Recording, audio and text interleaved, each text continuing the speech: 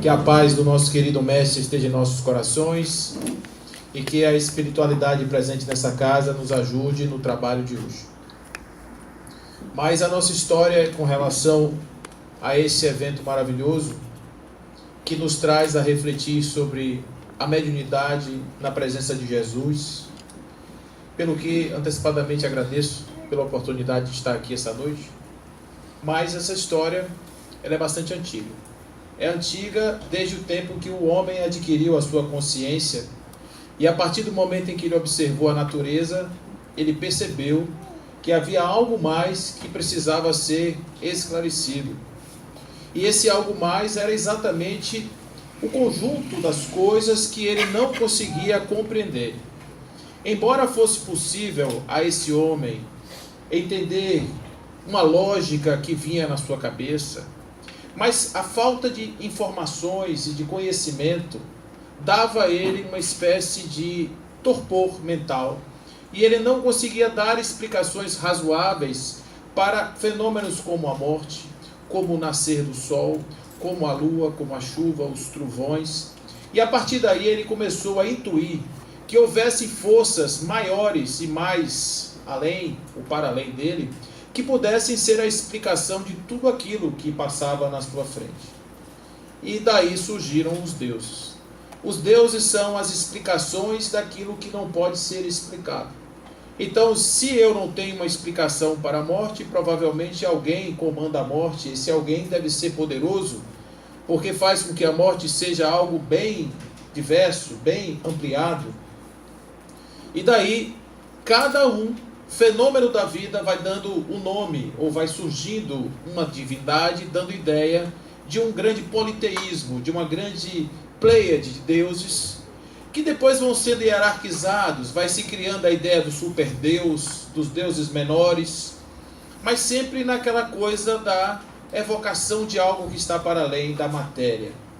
O mundo extrafísico sempre foi um grande desafio para todos nós. Todas as comunicações espirituais que sempre aconteceram na humanidade, desde pelo menos 60 mil anos, que é o tempo em que nós estamos dispostos a ter a consciência, os temos na cabeça a possibilidade de raciocinar, elas sempre nos desafiaram bastante, porque, via de regra, a comunicação espiritual caía no mundo da mística, caía na mesma natureza dos deuses. Quem são os espíritos, senão mensageiros de Deus, mensageiro dos deuses? Se transformaram em santos, se transformaram em entidades, e aqueles que eram os médiuns, que eram as pessoas que recebiam essas mensagens, eram os porta-vozes dos deuses. Eram pessoas aquinhoadas com algum tipo de privilégio, algum tipo de possibilidade maior, e essas pessoas então tinham, esse poder de evocar espíritos e falar em nome deles. Obviamente que numa comunidade, uma comunidade tribal, como era de ordinário a comunidade humana, a gente tinha a facilidade de encontrar esse tipo de ser, essa pessoa, porque a mediunidade ela está conosco desde todo sempre. Desde todo sempre, desde que este corpo está revestido da possibilidade de uma comunicação e de uma consciência, nós temos a mediunidade aqui conosco.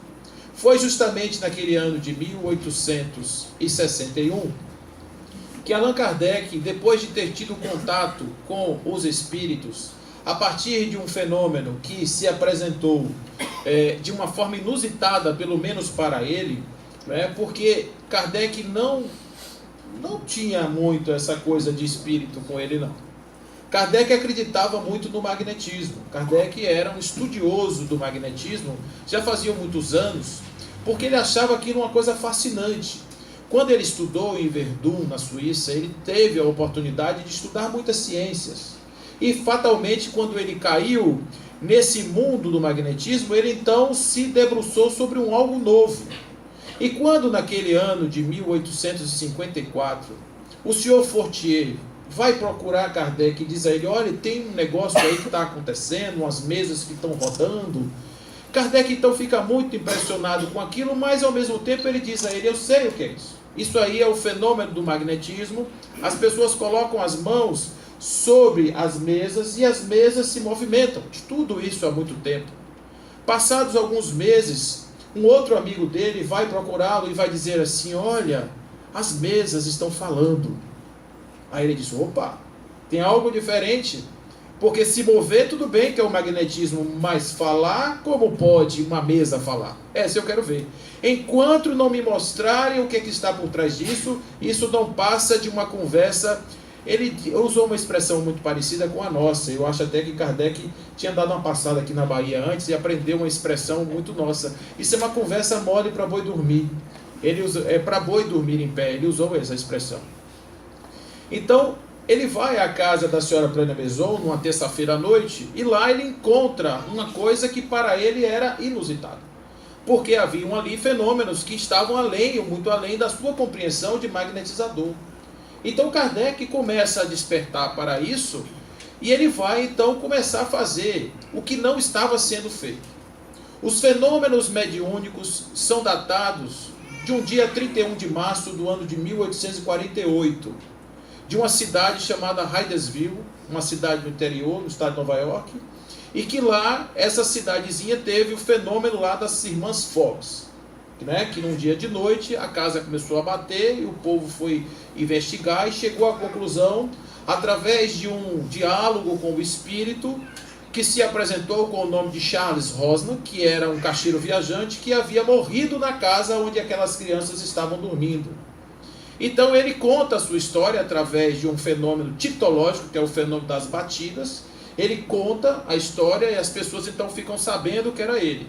Essa história do caixeiro só foi realmente deslindada totalmente alguns anos depois, cerca de 40 anos depois, quando quase que na virada do século houve naquela casa a queda de uma parede, e aí o pessoal achou os objetos que estavam ali, que tinham sido descritos pelo espírito.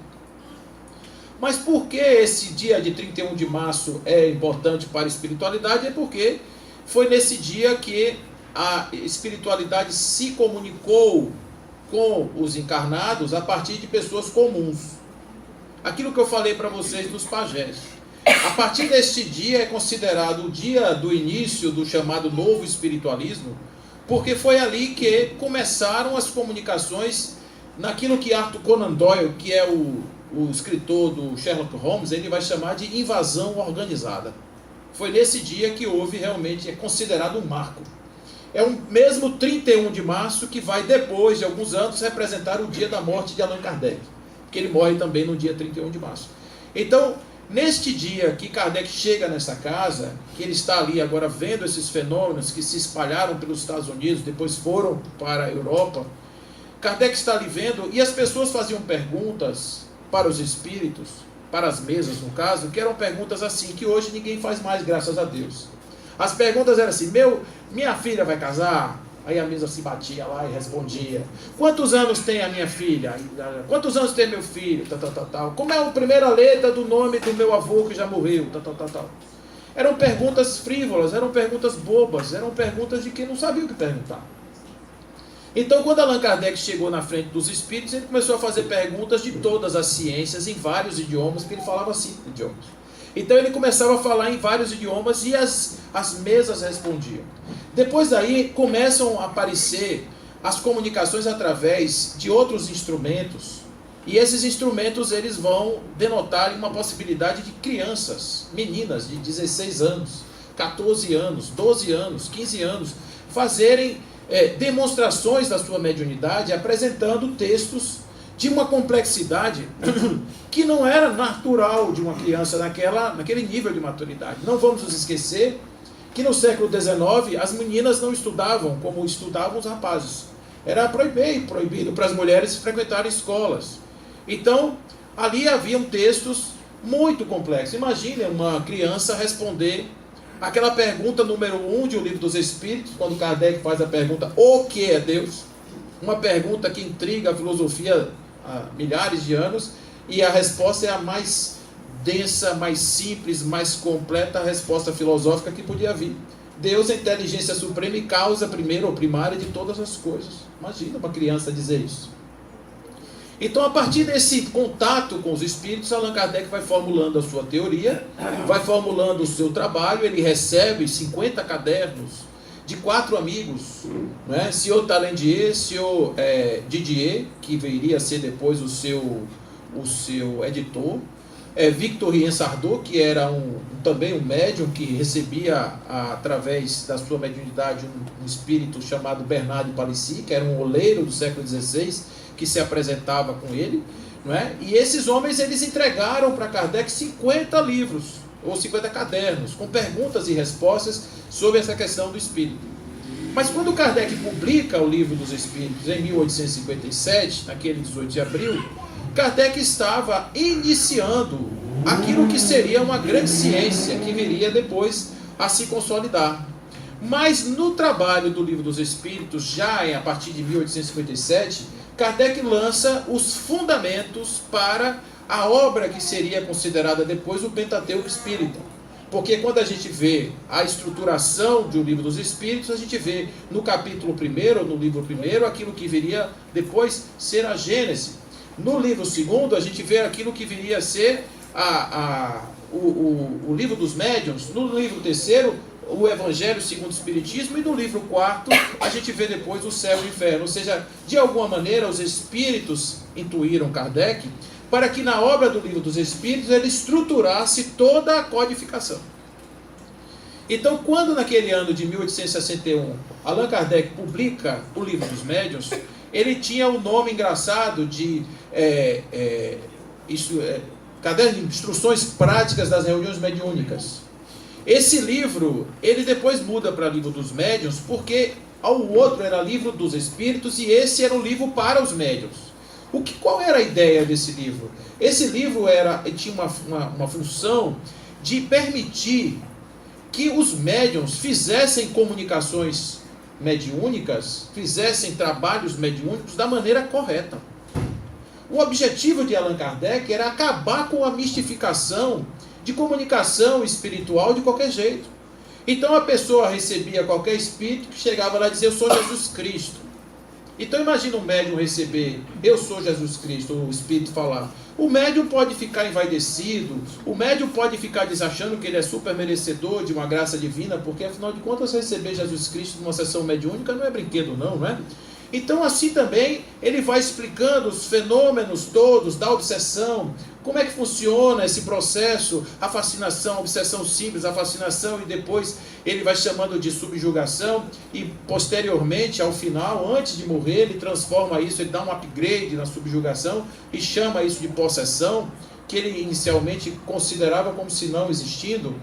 Então Kardec fez um estudo aprofundado das reuniões mediúnicas, e quando ele apresenta isso, ele tem a ideia de que, a partir daí, a mediunidade seja exercida de ordinário em centros espíritas, em todos os lugares do mundo, agora feita da forma correta.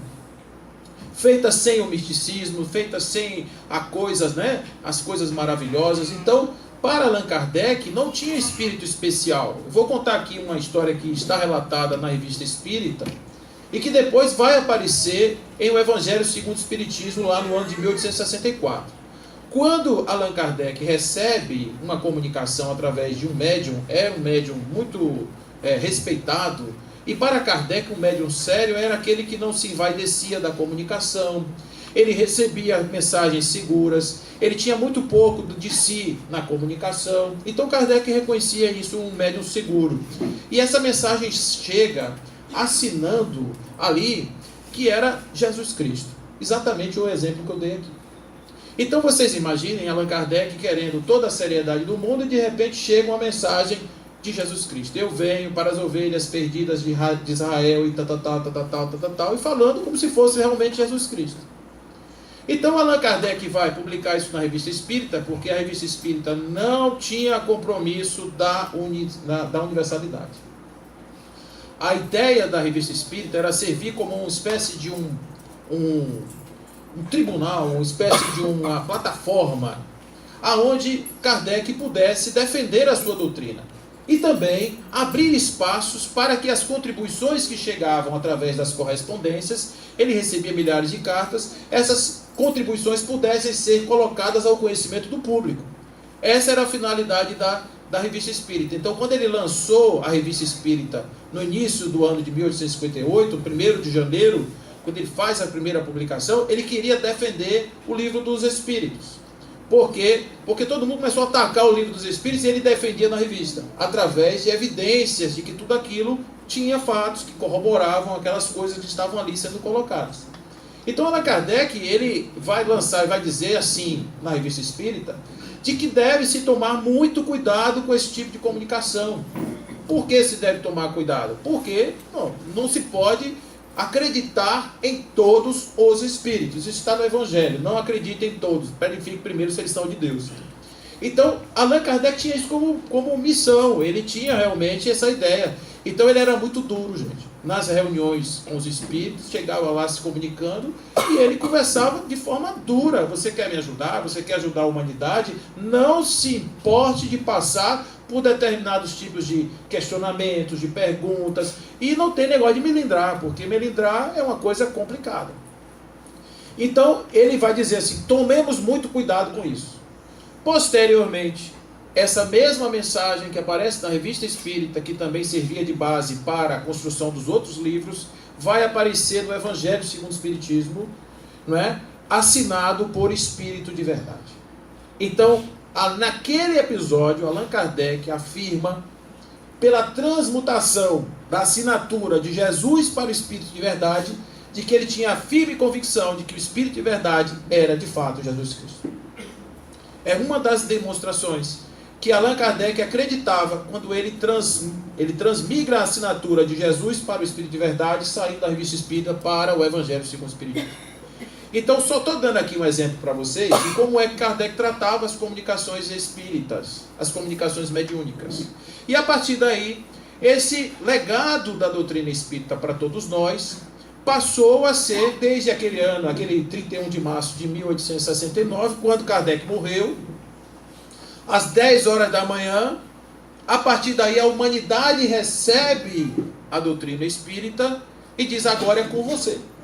Agora vocês vão tocar. Dona Meli, que era a companheira de Kardec, ela era uma mulher, ela era mais velha do que Allan Kardec, mas era uma mulher de fibra e tudo mais, mas não tinha, embora estivesse envolvida no trabalho dele, ela não tinha condição de continuar o trabalho da forma que ele fez.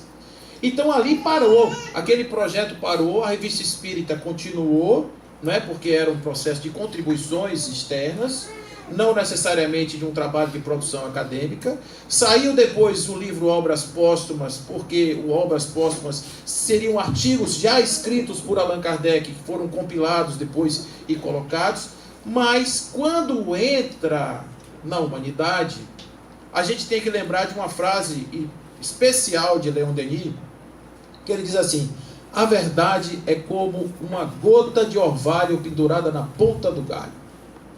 Enquanto está ali suspensa no ar, deixa passar a luz diamantina do sol e brilha tal qual um diamante.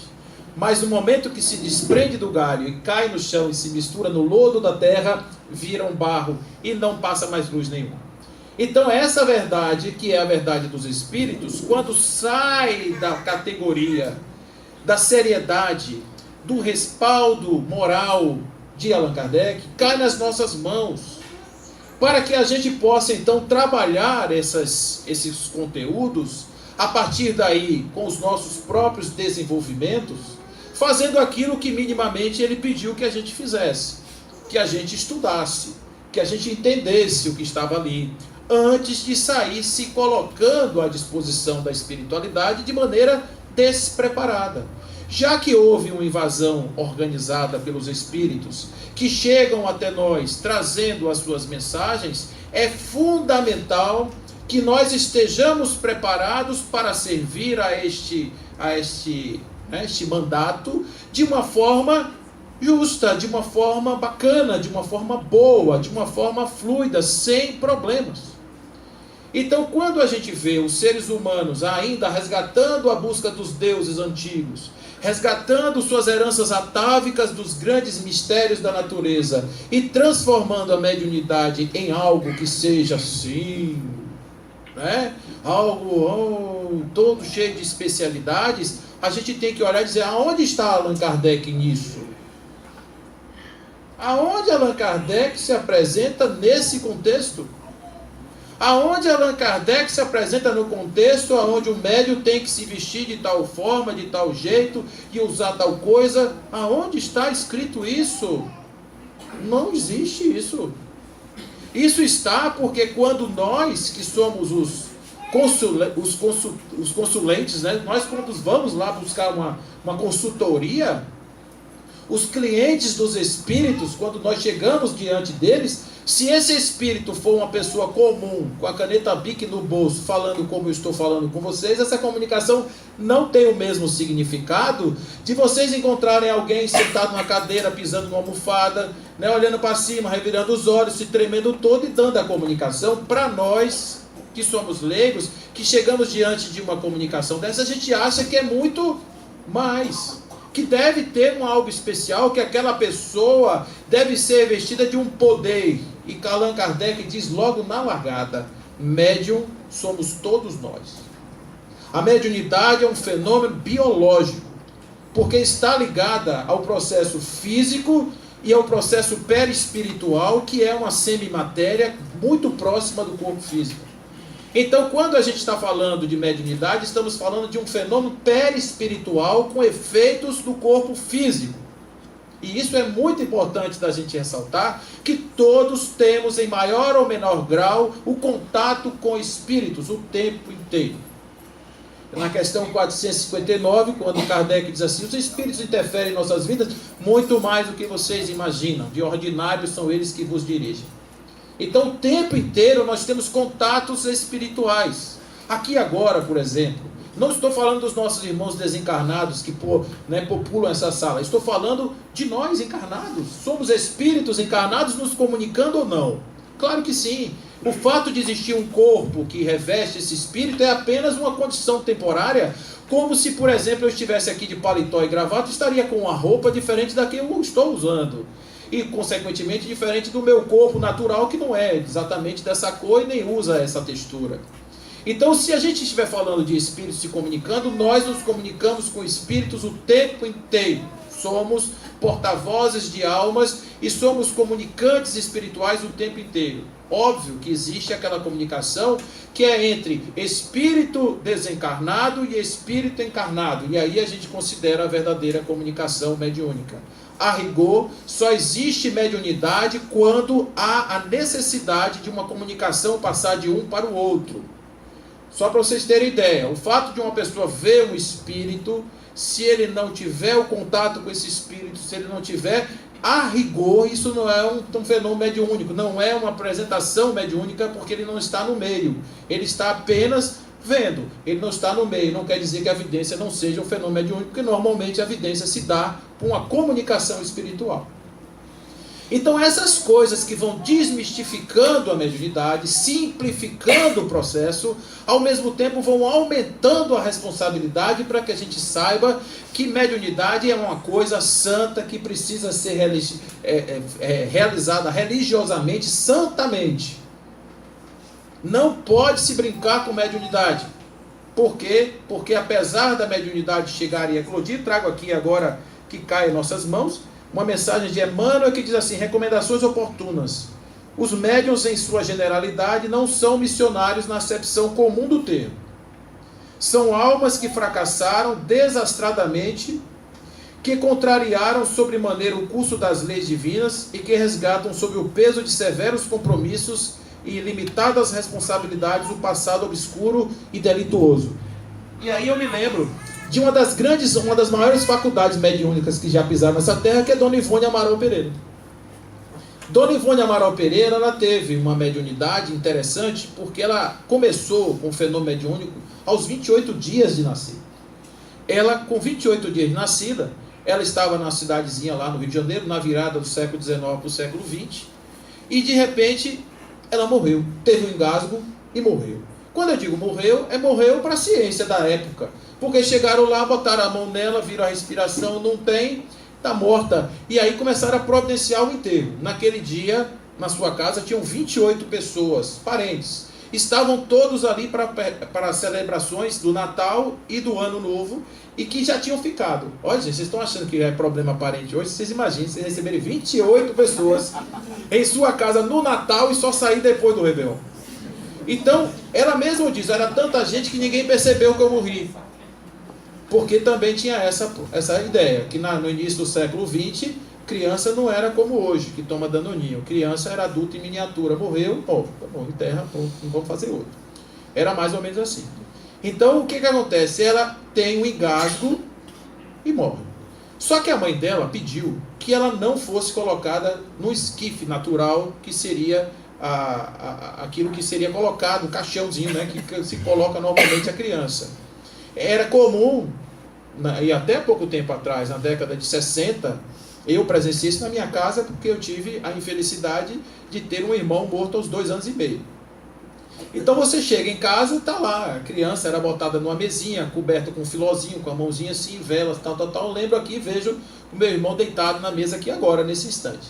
Mas a mãe pediu que a criança ficasse no berço. Fica no berço. E arrumaram ela toda direitinha e tal. E a mãe foi para o quarto. E chegou no quarto, ela era devota de Maria, ela fez uma oração dizendo o seguinte: minha mãe querida, eu sei que você perdeu seu filho, foi muito duro para você perder seu filho, mas eu queria lhe pedir uma coisa. Se por acaso for para levar minha filha, leve. Mas se ela tiver que ficar, me dê ela de volta, e eu lhe darei para que ela sirva a você o resto da vida. Olha o que acontece com Dona Ivone. Ela sai do quarto dela e chega onde está a criança no berço e dizem, aí, né, as versões variam um pouco, porque essas biografias elas são muito engenhosas, e aí o que acontece? Que ela toca a criança. Outras pessoas dizem que ela tocou uma cruzinha, uma coroinha que estava na cabeça, e o arame feriu a pele da criança, e a criança despertou. A criança despertou e deu um choro. Então vocês imaginem só a situação. A criança está morta, a mãe vem, toca a criança acorda. Aí se lembram de Jesus, que ressuscitava os mortos também. Então, óbvio que nós estamos falando ali de uma coisa que era um fenômeno que ela tinha, uma mediunidade chamada mediunidade cataléptica. Ela entrava em estado de letargia, era quase que uma paralisação completa do corpo. E isso fazia nesse caso, durou 6 horas. Ela ficava um tempo aí. E ela vai ter esse fenômeno durante a sua vida inteira, outras vezes. O que é que o espírito faz? O espírito sai e vai passear. O espírito vai fazer alguma coisa. Agora, o que é que o espírito vai fazer com 28 dias de chegada, voltar para casa? Esqueci a chave, né? Esqueci o documento. Eu vim pegar um dinheiro que eu esqueci. Então, 28 dias, ela já chegando. E a partir daí, com 4 anos de idade, ela começa a ver espíritos, ela começa a se assustar, e ela começa então a ter essa mediunidade entrando na vida dela de uma forma tal que ela diz assim: não houve durante a minha vida inteira um dia sequer que eu fui feliz. Por quê? Porque ela se dedicou exclusivamente a isso. Ela morava de favor, morava com irmãos, morava no fundo de uma casa. Ela era muito pobre. E a produção literária de Dona Ivone era um absurdo. Quem não teve a oportunidade ainda de ler os livros dela, gente, corram e leiam imediatamente. Vocês estão perdendo o máximo possível do que uma pessoa pode escrever de literatura espírita, baseada na codificação, de uma forma exemplar, porque ela viveu o que ela escreveu. E aí chega um momento que ela começa a ter contato com a sua vida e descobre que ela foi suicida em outras vidas, que ela na verdade é reincidente em crimes passionais, com um espírito que agora se apresenta já numa fase melhor, porque estão se ajustando, e eles vão se reencontrar inclusive na vida como encarnados, e ela, coitada, já mais velha, soube da presença desse homem através de correspondências em Esperanto, e ela tem vergonha de encontrar com ele o grande amor da sua vida, de muitas vidas. Gente, estamos falando aí de uma história de quase 1000 anos de espíritos que não conseguiram se acertar. E agora vem a mediunidade para ela, e o engasgo dela foi porque a última morte dela foi como suicídio, como um afogamento. Ela se afogou. Então, aquilo ali é uma lembrança dela, daquela última vida. E ela traz agora aquilo como uma possibilidade da mediunidade. E ela começa a escrever um livro, que é o livro Memórias de um Suicida, que ela leva mais de 20 anos produzindo esse livro. E na hora que ela vai publicar o livro, né, na primeira tentativa de publicação do livro, a Federação Espírita Brasileira não aceitava outros autores que não fossem aqueles que começassem com Francisco, tivessem Cândido no meio e Xavier no final. Então a literatura era de Chico Xavier e pronto. E o livro dela era um espetáculo de livro.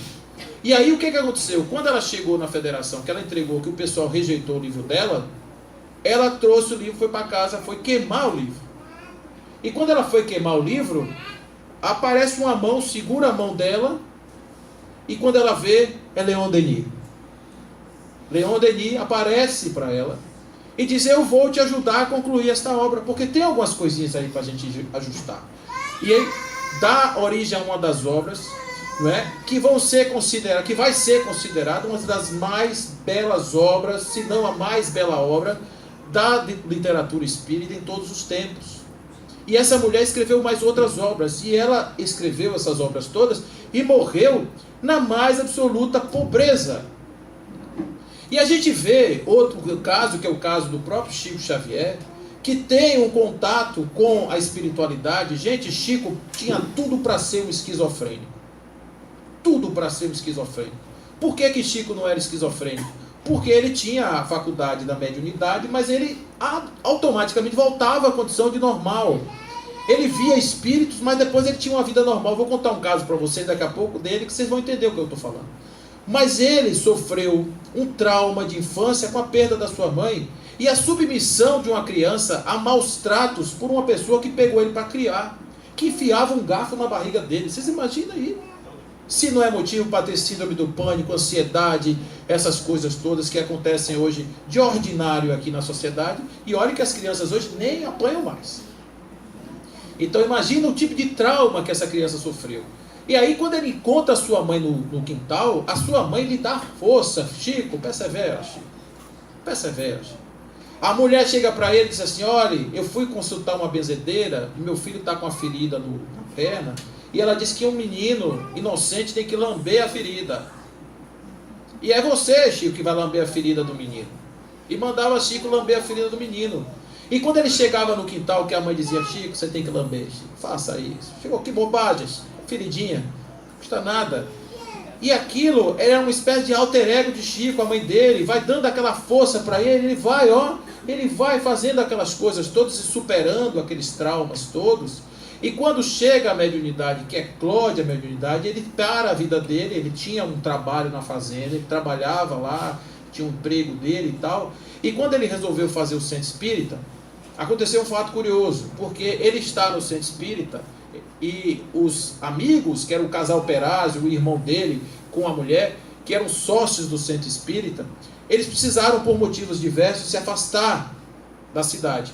E Chico ficou sozinho no centro. Então, como era a atividade dele? Ele chegava, abria o centro, ligava as luzes, chegava, sentava lá numa cadeira, na mesa ou qualquer coisa e começava a conversar com os espíritos, porque eles chegavam para conversar com o Chico. E vinha conversar com o Chico e Chico falando: enquanto ele estiver trabalhando na fazenda, a gente não interna. Quando ele parar de trabalhar, é porque ele não consegue mais trabalhar, é porque ele doidou de vez, a gente bota ele no hospício. Então, imagina isso naquele início do século XIX, uma pessoa fazer isso, ficar falando sozinho. Então, Francisco Xavier também é outro homem que escreveu mais de 400 livros com milhões de exemplares vendidos, e morreu na mais absoluta miséria, porque todo o seu trabalho não foi uma miséria, eu não digo absoluta, mas ele teve, do ponto de vista material, ele teve uma vida espartana. Ele não tinha nenhum desejo, nada, o único desejo dele era servir.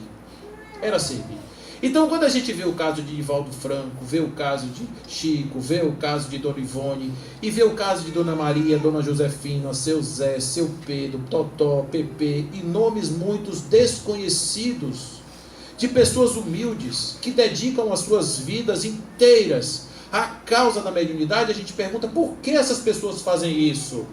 Porque elas estão servindo naquilo que é a possibilidade máxima da caridade.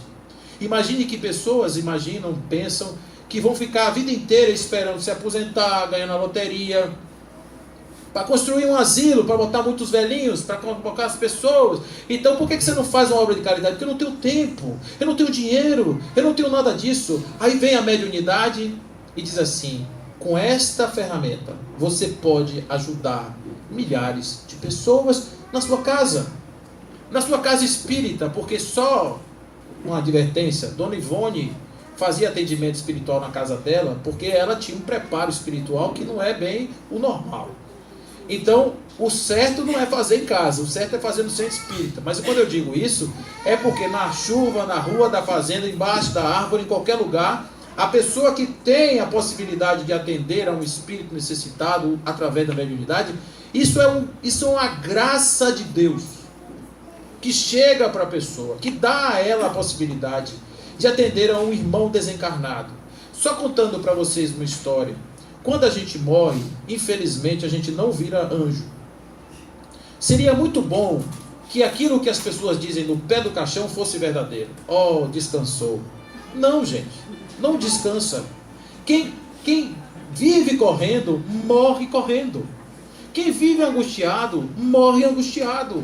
Quem vive com raiva, morre com raiva. Quem vive triste, morre triste. Essa é uma verdade.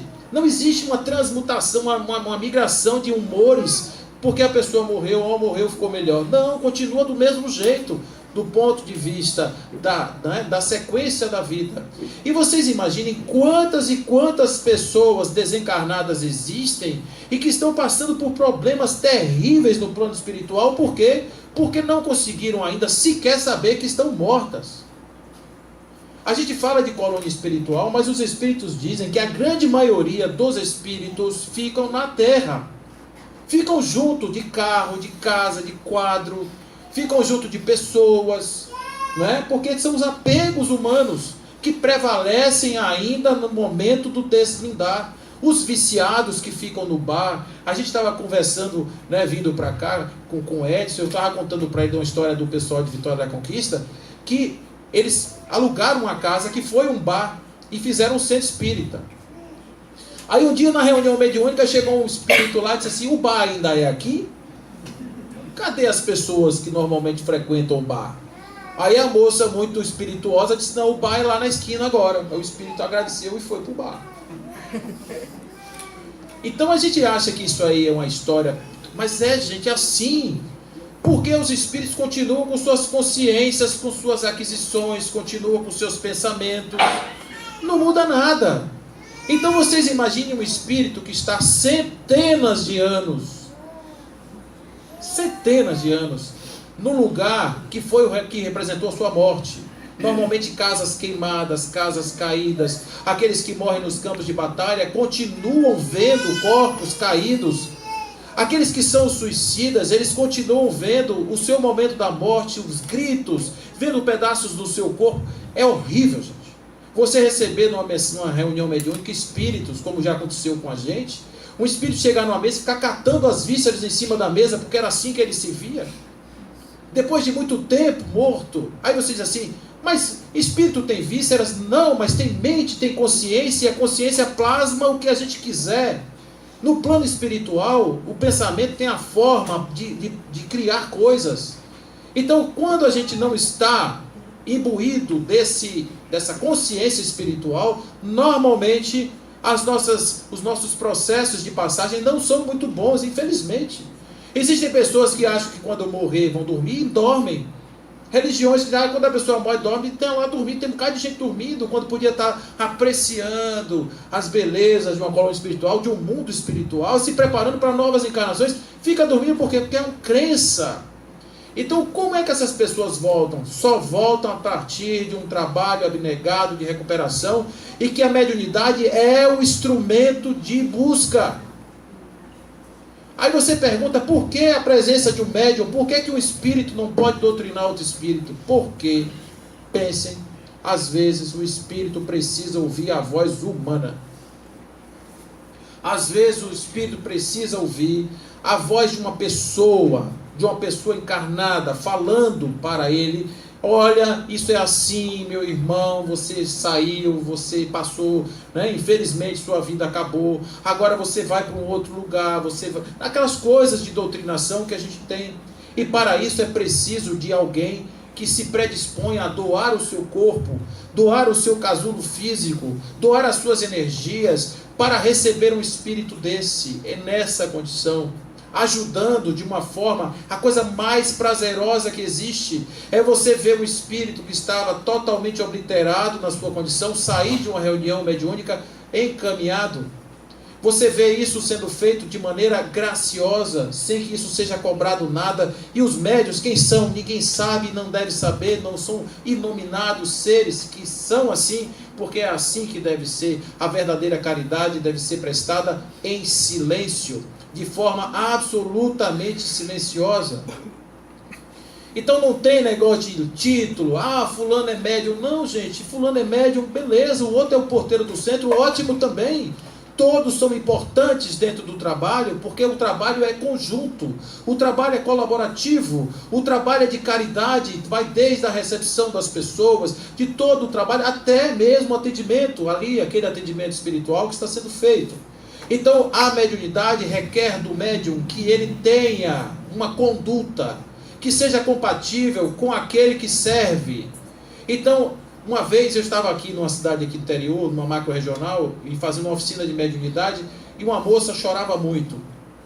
E eu tinha pedido para fazer, eu queria fazer um questionário sobre mediunidade, eu queria fazer uma pesquisa em que nível de mediunidade a gente estava trabalhando aí no estado, né? Que tipo de coisa a gente estava. E aí ela não preencheu o formulário, e chorava muito. Aí a amiga dela disse, ela é médium ostensiva. E eu digo, por que não preenche o papel? Porque a mediunidade não deixa? Não, porque ela não sabe escrever. Ela era analfabeta. Mas ela tinha realmente uma mediunidade muito forte. E eu perguntei para ela, minha irmã, por que você chora pela mediunidade? Ela fez, porque eu não queria.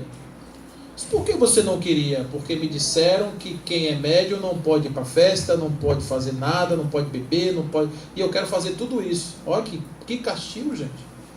Aí eu disse a ele, eu tenho duas notícias para lhe dar. Uma boa e uma ruim. Qual que você quer primeiro? Ela fez, me dê a ruim. Eu disse, a ruim isso não vai passar. Aí ela chorou mais ainda. Eu disse, eu te falei que era ruim. E a boa? A boa é que se você quiser, você pode trocar essa sua festa, esse seu negócio aí. Que não é que você não possa ir.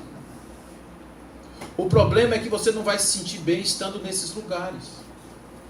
Porque se uma pessoa que não está com a mediunidade devidamente, né, vamos chamar assim, eclodida, está ainda no estado casulo, se ela chegar num lugar que a densidade psicosfera daquele lugar é ruim, é densa, ela não vai sentir tanto quanto aquele que está com a torneirinha aberta. O médium, quando chega no lugar que a psicosfera não é boa, ele se sente mal, ele se sente oprimido. A sua energia cai, porque ele começa a doar fluidos, inconscientemente. Ele começa a ter contatos espirituais que ele necessariamente ele pode disciplinar, claro que pode. Ele pode se educar para isso, claro que pode e deve, por isso existe o estudo. Mas de ordinário, se ele não estiver preparado, ele é atacado de alguma forma pelas energias que estão ali. Então por isso é que às vezes ele sente mais do que o outro, né? Então o que a pessoa pode fazer? Pode não ir para necessariamente estar nesses lugares, porque seria até bom para nós. Não é porque a gente não está sentindo que nós não estamos sendo atacados. A gente talvez não perceba tanto quanto eles, mas estamos sendo atacados quando vamos para esses lugares de psicosfera negativa. Então, para ela, naquele momento, eu disse, você pode servir. Olhe quantas pessoas você pode ajudar, e contei a ela várias histórias de espíritos que podiam ser ajudados por ela. E ela ficou assim meio me olhando, eu disse, você pode servir. Se dedique a isso, que você vai ver como sua vida vai mudar para melhor. Não é porque você tem a oportunidade agora de fazer resgates do seu passado, resgates de uma forma brilhante, entregar, como Dona Ivone termina a sua vida, dizendo, eu devolvo a mediunidade do jeito que eu recebi, eu não alterei, eu não adulterei, eu não compusquei, eu não fiz nada que pudesse denegrir esta coisa maravilhosa que eu recebi na minha vida, e ela não reclama, absolutamente, apesar de ter tido uma vida, ter sido uma mulher solitária, todos os suicidas que ela ajudou. Dona Ivone ia para o cemitério ler as aventuras do jovem Werther, que era um livro que provocou muito suicídio, e ela ia para dentro do cemitério ler esse livro com 16 anos de idade. E aí é óbvio que ela via espíritos lá, de pessoas de todo jeito, e ela chamava os espíritos, ia para a casa dela, fazia orações, fez muitas orações de intercessão com esses amigos, fez doutrinação, e muitos foram trabalhar com ela no trabalho de recuperação de suicidas no plano espiritual para serem regenerados por Dona Ivone. Então a Legião dos Servos de Maria, que ela traz no livro Memória do Suicida, é uma obra de trabalho de Maria. Aí olha, a mãe dela disse que ia entregar ela para servir a Maria, e ela serve a Maria, sendo o transporte na terra da possibilidade de dar os seus choques anímicos, seus choques fluídicos, para aqueles espíritos que precisam de uma doutrinação de mais alto nível, e a partir daí receberem essa possibilidade para se resgatarem e se prepararem para novas oportunidades na terra. Porque quando nós estamos falando da lei de amor, o amor é o símbolo máximo da lei de amor, mas a segunda palavra que os Espíritos nos apresentam, sob a forma do grande amor de Deus, é a reencarnação. E só faz sentido a reencarnação se ela tiver um plus em relação à vida passada. Eu vivi agora, vou para o plano espiritual, arrumo as minhas ideias e volto de novo agora para viver uma nova edição, repaginada, com todas as minhas outras possibilidades, melhorando, dando passinhos para frente. E se eu não tiver uma pessoa que me tire da lama, que me tire do lugar, as coisas são muito complicadas, gente. As zonas umbralinas, etc., que todo mundo fala, todos nós passamos por elas. De alguma forma, em vidas passadas e outros lugares, o fato de estarmos aqui é porque alguém olhou por a gente. Alguém nos tirou de lá. Alguém nos colocou aqui. E a gente tem que ser grato a isso. Então, quando a gente vê a mediunidade dentro da casa espírita, é uma coisa que tem que ser tratada com respeito. Sem, me permita uma palavra, sem mandinga. Sem coisas que não estejam rigorosamente dentro da codificação. O passe, a água fluidificada, a questão do trabalho doutrinário baseado nas ideias do Cristo, o trabalho que é feito de maneira absolutamente gratuita. Não existe mediunidade paga, não existe nenhum tipo de pagamento para o serviço mediúnico. Então isso daí é a verdadeira mediunidade com Jesus. Jesus ensinava aos seus discípulos com a mediunidade, quando perguntam, Jesus era médium? A resposta é não. Por que Jesus não era médium? Porque o espírito dele bastava. Ele não precisava de outro espírito passando por ele. Ele mesmo já se bastava. Então, quando ele vai e vê aquele endemoniado que sai de Gerasa, e ele dá um prejuízo. Gente, o prejuízo que Jesus deu ali naquele dia foi terrível. Vocês imaginem 2.000 porcos. O sujeito pega 2.000 porcos e vem andando, ele bota o espírito dentro de 2.000 porcos. E os porcos não ficaram só endemoniados. Os porcos pularam do abismo, se matando, suicídio coletivo de porcos. Então, Jesus tratava, quando ele dizia aos seus, olha, nós já procuramos seus discípulos, eles não conseguiram curar o filho. Oh, meu Deus, até quando eu vos suportarei? Era assim que Jesus falava. Por quê? Porque as pessoas não acreditavam nessa capacidade. Não se colocavam com o coração generoso. Ele dizia, esse tipo aqui só sai com jejum e oração. Esse aqui só sai com fé. Esse aqui é o olhar, a grandeza espiritual. Você vai fazer uma doutrinação do espírito, se você não tiver com a grandeza do seu coração entregue na humildade, o espírito é o primeiro para te esculhambar, te desmoralizar. Essa pessoa está me mandando aqui para o hospital ver mamãe, não estou vendo nada, não estou sentindo nada, não estou conseguindo perceber nada. Por quê? Porque às vezes não existe verdadeira intenção, Eu digo sempre isso, algumas pessoas não gostam, gente, eu vou falar e peço perdão a vocês, eu estou sendo aqui técnico, apenas técnico, não é um juízo de valor, mas existe muito na doutrinação espaço de poder. O doutrinador acha que simplesmente ele mandar um espírito para o hospital, ele vai. Que vai mandar o espírito encontrar a mamãe, ele vai. Não vai. Ele só vai se ele receber amor, se ele receber calor, se ele receber carinho, se ele perceber uma verdadeira intenção de ajudar a ele. E isso pode ser uma linguagem simples, pode ser uma linguagem mais rebuscada, pode ser de qualquer forma, e pode ser até que ele não queira, e a gente tem que respeitar o livre-arbítrio até dos espíritos. Por isso a gente tem que entender que a verdadeira mediunidade praticada de forma religiosa e santa é a mediunidade realizada com amor. Amor, o verdadeiro amor pelo desconhecido, o verdadeiro amor por qualquer pessoa. Porque o João, o evangelista, ele dizia assim: aquele que diz que ama a Deus e não ama seu irmão é um mentiroso. Porque se você não ama quem você vê, como é que você pode amar quem você não vê? E se João estivesse falando da mediunidade, aquele que diz que ama um espírito e não ama seu irmão é um mentiroso. Por quê? Porque como é que você não ama quem vê e ama quem você não vê? A não ser que seja vidente. Mas se não for vidente, então é preciso que a gente pratique dentro do nosso grupo espírita o amor, a amorosidade, construir um lugar que tem uma psicosfera, uma egrégora.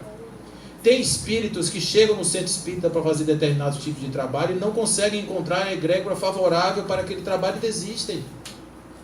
Porque naquele dia os médiuns não estão em condições. E a gente tem que entender, eu vou falar isso para vocês como um trabalhador da mediunidade, gente. O médium é uma pessoa.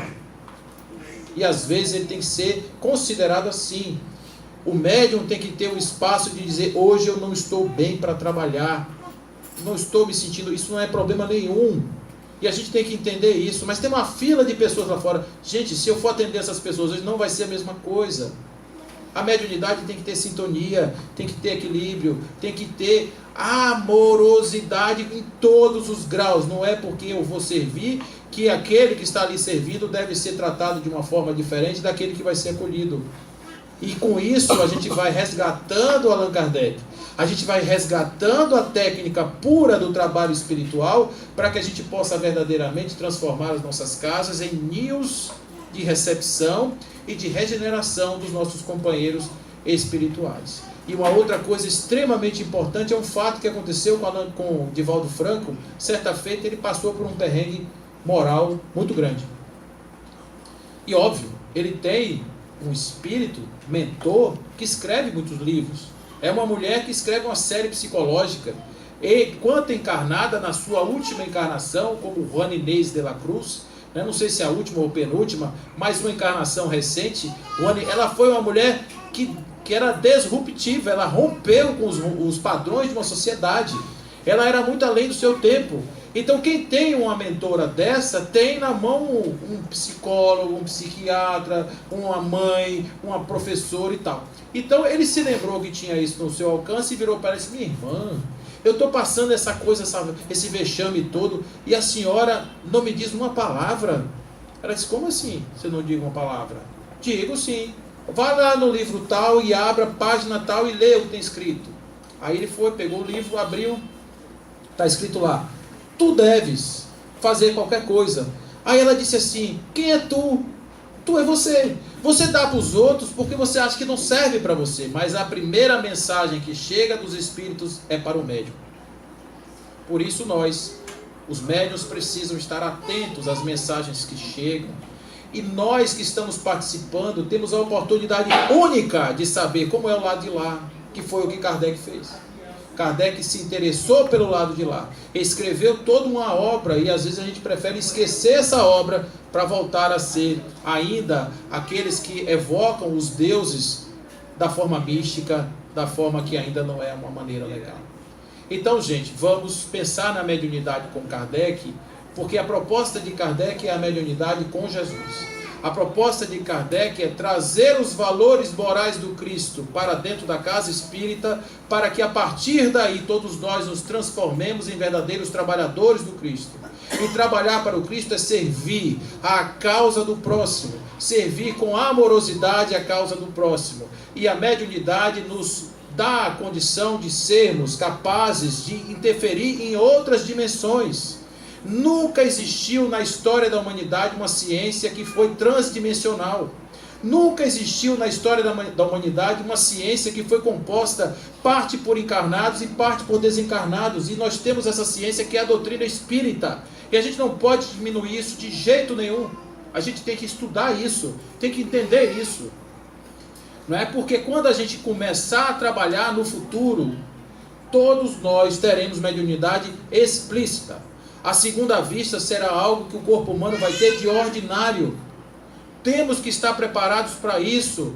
Temos que estar nos preparando para o processo espiritual, a espiritualização da Terra, a regeneração do planeta. Tudo isso precisa da nossa compreensão, porque o mundo só vai se mudar depois que a gente se transformar. O mundo só vai ser regenerado depois que o homem for regenerado. Enquanto a gente não se regenerar, o mundo não se regenera. Então a gente precisa entender isso. Temos na mão 2000 anos de cristianismo, temos 160 anos de doutrina espírita, temos todos os livros com a linguagem simples para a gente entender o que falta para a gente servir a Jesus através do espiritismo e da mediunidade. Falta apenas que a gente faça a nossa parte. Falta apenas que a gente assuma o nosso papel, a nossa responsabilidade, para que a gente possa de fato servir, para que a gente possa de fato exercer o amor através da mediunidade. Como assim? Pedir a Jesus que atendêssemos a todos indistintamente. E aqueles que saem da casa espírita, aqueles que entram na casa espírita, sejam conscientes também do que vão encontrar lá dentro, de que não vão encontrar milagres, de que não vão encontrar regeneração automática, e que o trabalho deles começa ali, no reforço do trabalho espiritual, mas que todas as conquistas espirituais de cada um de nós será fruto do nosso trabalho cotidiano de evolução. Nós seremos responsáveis sempre pelo nosso processo evolutivo, e se a gente prestar atenção nisso, quem sabe a gente possa morrer melhor. Quem sabe a gente possa, ao invés de dar trabalho aos nossos irmãos do centro espírita, a gente voltar para estar aqui, brilhando e ajudando nas casas, em eventos e em todas as coisas, a ajudar os nossos amigos aqui da terra. Apenas para finalizar, eu queria contar a história de mais um irmão. Esse irmão está em um livro chamado Voltei. O nome dele é Frederico Figner, conhecido como Fred Figner. Fred Figner era um homem rico. Ele trouxe os discos de vinil para o Brasil. A primeira gravadora de discos do Brasil foi dele. Então ele trouxe, não fez uma fortuna, mas ele era espírita. E ele se dedicou à questão do espiritismo durante muitas décadas. Ele foi um homem que prestava, era muito prestativo, um trabalhador, muito... Então, quando ele estava perto de morrer, ele fez um combinado com seus amigos. Olha, quando eu morrer, eu vou para o plano espiritual. Então, quando chegar lá, vocês façam uma reunião 2 dias depois, 1 dia depois, e eu virei para contar como foi a viagem. Contar como é que foi a rodoviária, como é que foi se o transporte, se teve coffee break no meio do caminho, se não teve. Ele vai contar isso tudo lá, como é que foi. E aí os amigos, beleza, vamos fazer a reunião. E cadê Fred Figner que não vinha? Cadê? E depois ele vai contar que quando ele desencarnou, quem fez o desencarne, o desenlace físico dele, foi ninguém menos do que Bezerra de Menezes. Com sua equipe desceu para tirá-lo do corpo. Mas ele estava tão ruim do ponto de vista psicológico, do ponto de vista emocional, que ele teve que ir para a praia. Levaram para a praia. Quando o espírito vai para a praia, quando vocês desencarnarem, gente, que eu espero que seja daqui a muitos anos, e vocês chegarem na beira do mar, é porque o negócio não está bom não, viu? Porque a energia do mar fortalece o espírito. E ele precisava, antes de ir para qualquer lugar, ele precisava do fortalecimento. Ele achava que quando ele chegasse no mundo espiritual, ele ia volitar. Imediatamente, ele já ia sair voando por aí, com o peito aceso, que nem o Iron Man, que tem aquele negócio aqui, né? O peito aceso. E quando ele chegou no lugar que ele iria, ele foi andando. Que humilhação! Andando, passando em pontes, atravessando com seus próprios pés. E aí encontra os amigos tudo com o peitinho brilhando e ele com seu peitinho apagado, né? Então depois ele vai descobrir que apesar de ter feito muitas coisas pelas pessoas, ele não foi uma pessoa doce, ele não cuidou das suas emoções, ele era muito duro, ele era muito firme, ele era uma pessoa que não se permitia ser amado, ele não se permitia as melhores emoções. Então ele descobriu que ele podia ter tido a oportunidade de abrir o seu coração para completar com louvor a sua missão aqui na Terra. Fez tudo certo. A única coisa que ele se esqueceu foi de si mesmo, foi de si próprio. E isso é uma outra questão.